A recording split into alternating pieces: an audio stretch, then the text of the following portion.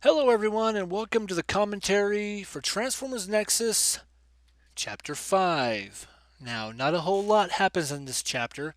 We have Jazz reuniting with Ratchet, and then we have the Seekers headed to the planet, or arriving on the planet where Swindle is located at, where Starscream pretty much left him to die.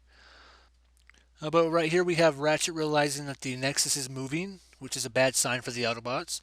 It just means someone has the Nexus in their possession, which means that the Autobots are behind once again. They're always just lagging behind the bad guys. Always got to catch up for some odd reason, freaking Autobots.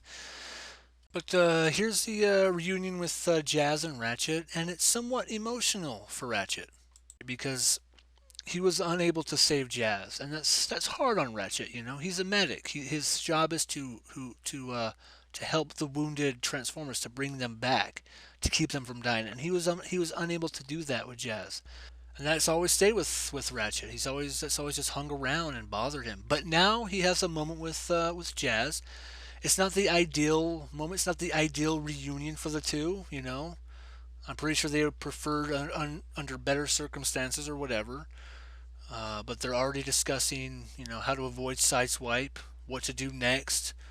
Prime's in prison or in jail or whatever, and it's just really not the most ideal reunion for the two. I mean, they were preferred under better circumstances, I'm sure. Now, here's a fun little fact for you kids out there about this little scene between Maxion and Jazz. This is the first time they're meeting one another.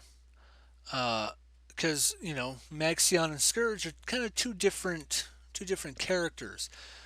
Uh, I would say Maxion remembers some things, but he's never been formally introduced to Jazz. He doesn't really know Jazz.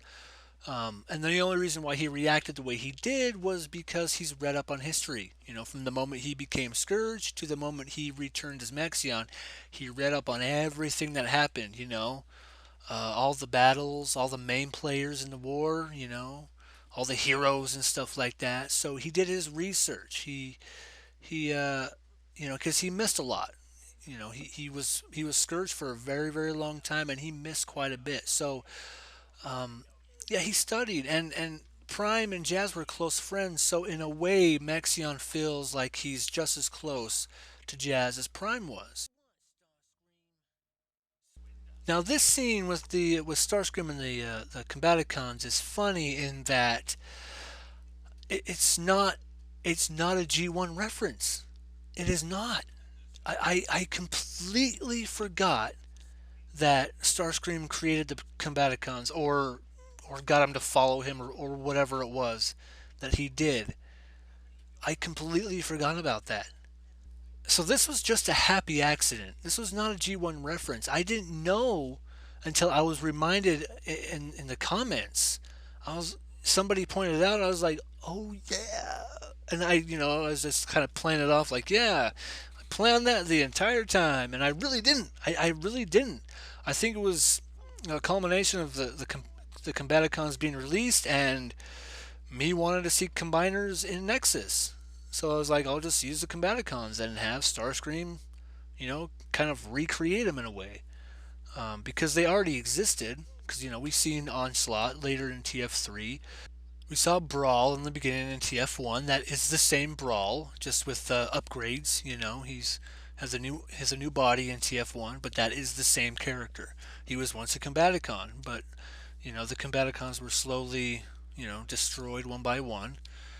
Blast Off and Vortex were the first to go, and then Brawl, and then Onslaught. Swindle was left on a planet by freaking Starscream. Great guy, that Starscream. I tell you, such an awesome guy. So nice.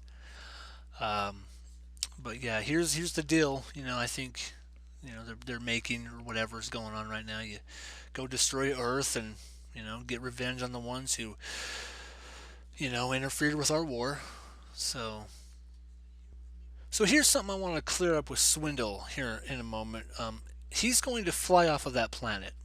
Um, and that is only because he has the power of the Nexus running through his circuits. The only two Combaticons that can fly are Blastoff and Vortex. The other three are ground vehicles. But the Nexus gives them enough power to to be able to fly. That's why they're able to fly off of that planet. So just to clear it up, that's that's the reason why they're able to leave. So here we see that the Nexus, using too much of the Nexus power, had a negative impact on Starscream. It put him in stasis lock. He's able to come out of stasis lock on his own, but that's a weakness the Seekers have. They're also not. They can't tolerate too many laser blasts, as you see later on in the season. It's just too much for them to handle, so they have to retreat. And that's the difference between them and Galvatron. Galvatron is the ultimate power. He's completely invulnerable. He's incredibly strong, and his laser blast. You saw what his laser blast does. He cannot be beat. The Seekers can be beat. The Seekers can be chased off, very easily. Galvatron cannot, and that's the difference between the two. So, and here we have Prowl returning from the future, coming home to his Cybertron, and not the one he saw in the future. Or I guess he doesn't remember, does he? Yeah, I forgot about that. But anyway, that's the end of this commentary. Stay tuned for episode 6, guys, or chapter 6. Have a good one.